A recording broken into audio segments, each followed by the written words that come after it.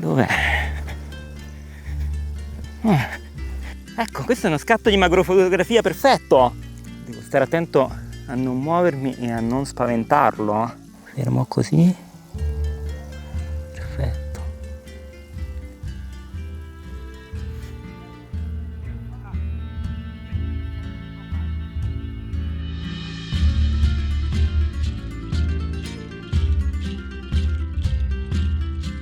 Ciao a tutti, io sono Carlo del corso di fotografia online e gratuito che trovate qui sul canale YouTube di Player 2 Lighting oppure sul sito player2.com. In questa lezione parliamo del libro Macrofotografia, strumenti e tecniche per catturare i dettagli del mondo di Alberto Ghizzi Panizza. Già dalla copertina questo libro mi è simpatico perché questa foto mostra come anche fotografando insetti si possa raccontare una storia ed esprimere un'emozione. Indubbiamente guardando questa immagine scaturisce subito un senso di curiosità che è reciproca, un po' da parte nostra ma un po' anche da parte dell'insettino. Il libro è pensato come un'introduzione alla macrofotografia, ovvero alla fotografia di oggetti molto piccoli, sotto l'aspetto dell'attrezzatura, delle tecniche fotografiche e anche in generale dell'approccio con i soggetti e con le situazioni. L'autore del libro, Alberto Ghizzi Panizza, è un fotografo professionista italiano specializzato in macrofotografia e paesaggistica che ha vinto tantissimi premi nazionali e internazionali, è ambasciatore di numerose società produttrici come per esempio Nikon e Laowa e da anni organizza un'infinità di corsi e workshop di fotografia. La stampa del libro è di ottima qualità e rende onore alle bellissime fotografie che troviamo sfogliando nelle pagine.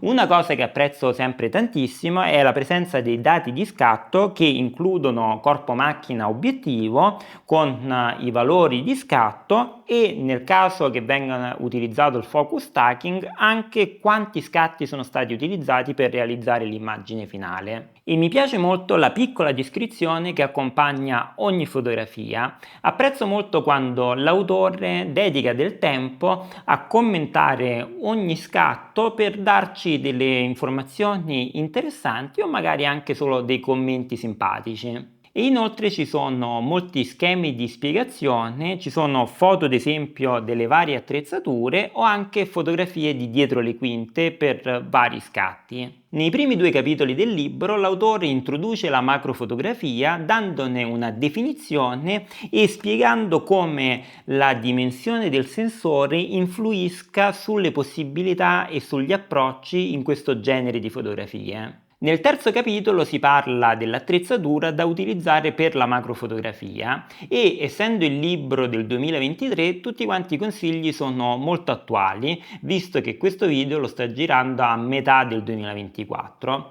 L'autore spiega vantaggi e svantaggi di tutte le categorie di macchine fotografiche partendo dalle fotocamere dei cellulari fino ad arrivare alle mirrorless. Le foto macro all'interno di questo libro sono molto variegate e non sono sempre solamente di insetti. Ci sono giochi prospettici, riflessi, trasparenze e tecniche per rendere più interessanti gli scatti. Per esempio in questa fotografia è stato utilizzato un diaframma molto aperto per rendere il sole ancora più grande e quindi renderlo più imponente sullo sfondo di questa mantide religiosa. Sempre in questo terzo capitolo si parla anche delle soluzioni ottiche per scattare macrofotografie come per esempio obiettivi appositi, tubi di prolunga, filtri e altre soluzioni. Tra l'altro ho scoperto da questo libro che esistono gli anelli di accoppiamento che permettono di montare davanti a un obiettivo che abbiamo già sulla macchina fotografica un secondo obiettivo al contrario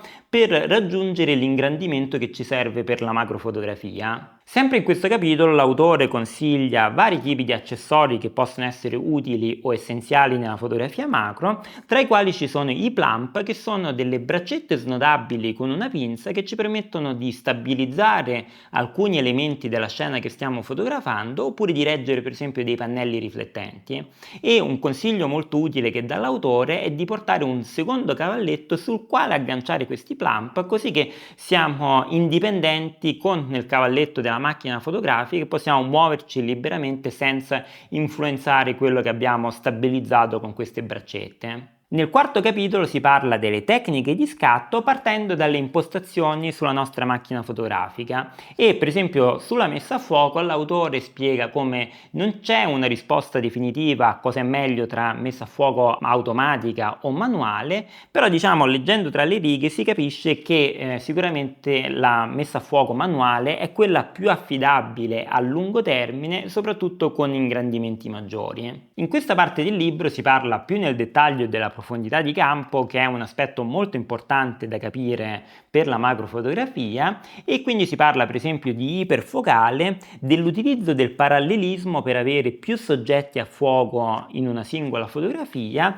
e ovviamente anche del focus stacking, ovvero della possibilità in post-produzione di unire più fotografie che hanno una messa a fuoco leggermente diversa tra di loro per ottenere una fotografia finale dove la nostra profondità di campo è più ampia e abbiamo praticamente tutto il soggetto, se vogliamo, completamente nitido e a fuoco. E di questo argomento ne abbiamo parlato in una delle lezioni del corso di Player 2 Lighting, potete trovare il link qui in descrizione o cliccarlo direttamente qui da YouTube. Come per la fotografia notturna alle stelle, anche nella macrofotografia a volte bisogna avere una conoscenza molto avanzata dell'argomento e bisogna armarsi di molta pazienza. Per farvi capire di quanta pazienza, questa fotografia per esempio è stata scattata unendo 350 scatti diversi dove via via l'autore cambiava la messa a fuoco per avere alla fine la testa di questa formica completamente a fuoco. E sempre riguardo il focus stacking mi è piaciuto che si vedono anche esempi di focus stacking che non sono venuti bene e di come affrontare dei problemi comuni che si possono trovare quando si uniscono sequenze di scatti. Nel quinto capitolo si parla di illuminazione, sfondo e composizione.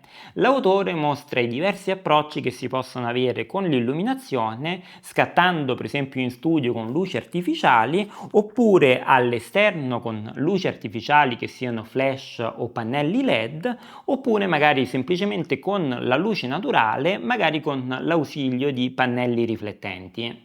Si parla poi dell'importanza dello sfondo e di come tutti quanti gli aspetti, dall'obiettivo alla distanza del soggetto, influenzano l'ampiezza e la sfocatura dello sfondo dietro il nostro soggetto principale.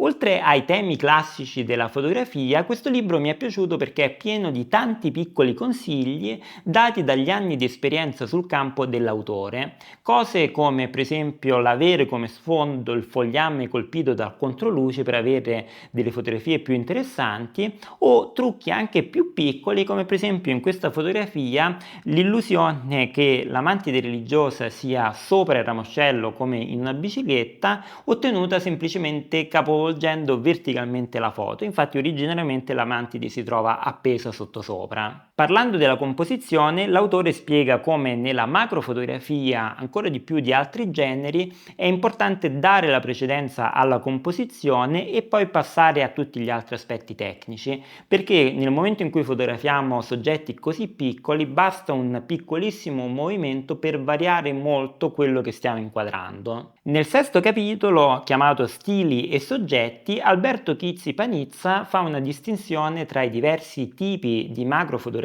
che si possono scattare e i soggetti che si possono scegliere.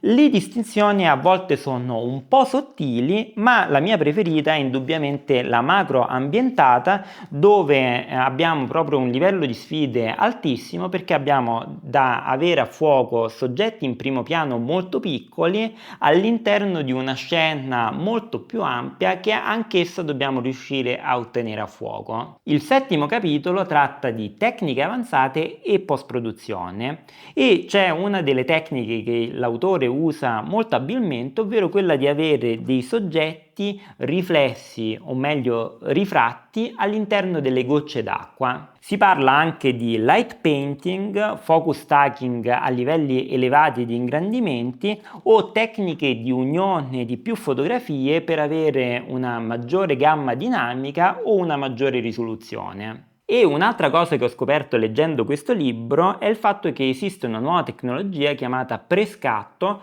dove è possibile scattare fotografie all'indietro nel tempo per riuscire a catturare per esempio il momento in cui un insetto spicca il volo da un rametto. Non vi spiego come funziona, vi lascio la curiosità di andarlo a trovare in questo libro. Nell'8º capitolo, Preparazione alle uscite, si parla a livello più pratico di come organizzarsi per fare delle uscite di macrofotografie per fotografare insetti. Quindi si parla anche dell'abbigliamento, di come, quando e dove andare a scattare le fotografie agli insetti e di come approcciare questo tipo di soggetti. Infine, nel 9º capitolo, chiamato Prove pratiche, ci sono 3 fotografie a livello di difficoltà crescente con una lista di passaggi e consigli per scattare fotografie simili. E sinceramente mi sarebbe piaciuto che in questo capitolo ci fossero più fotografie con più spiegazioni di questo genere, perché è sempre interessante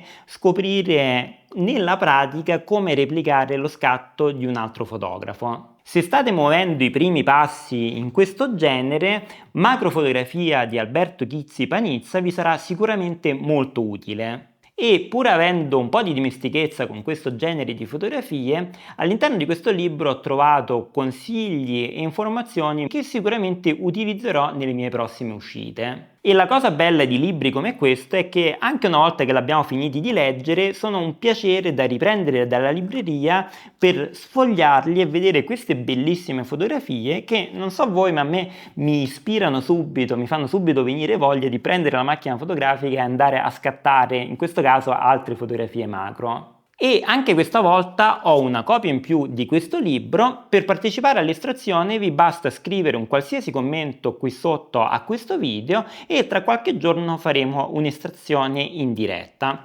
Invece, come sempre, potete scrivermi per dubbi o suggerimenti a carlo@player2.com, potete seguire Player 2 Lighting su tutti i vari social network e iscrivervi alla newsletter a player2.com/newsletter, visitare il sito di Player 2 Lighting a player2.com o iscrivervi al forum a player2.com/forum. Come sempre vi ringrazio per aver visto questa lezione e noi ci vediamo al prossimo video.